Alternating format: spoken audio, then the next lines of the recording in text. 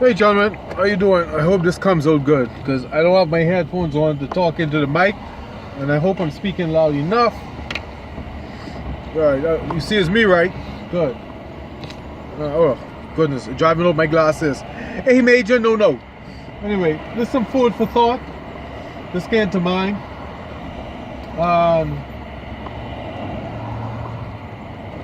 I went over with some friends of mine just a few days ago. They wanted to know, they were drinking and I didn't drink, and they wanted to know why I didn't drink. Well, I have a reason for not drinking. But this is food for thought. Something for you to think about. Just that I've seen what my grandmother calls it, devil water does to people. So I don't want to find out if I'm special and the devil water can't do anything to me. I don't want to find out. I see what the devil water does to other people. I don't want to mess around with that. Excuse me. Now, the food for thought is this. I'm not nosy. I just overheard a conversation about generational curses. And I remember when I learned about that, it scared me. Because, like the Bible says, God will visit His wrath on to the 10th generation.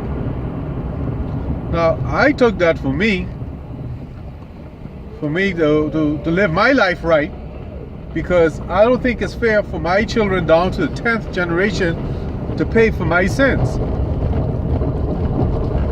So, then it dawned on me when I was doing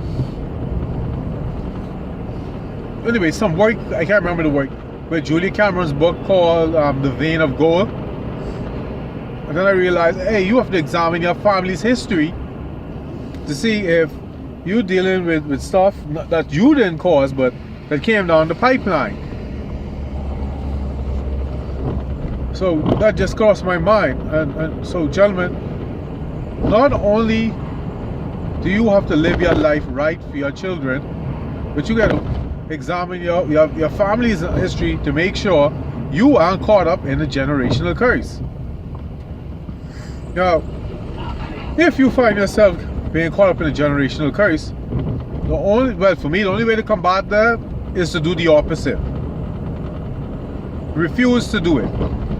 Refuse to succumb to the circumstances that will lead you down the same path as the energy, that our energy manifests itself in your family physically.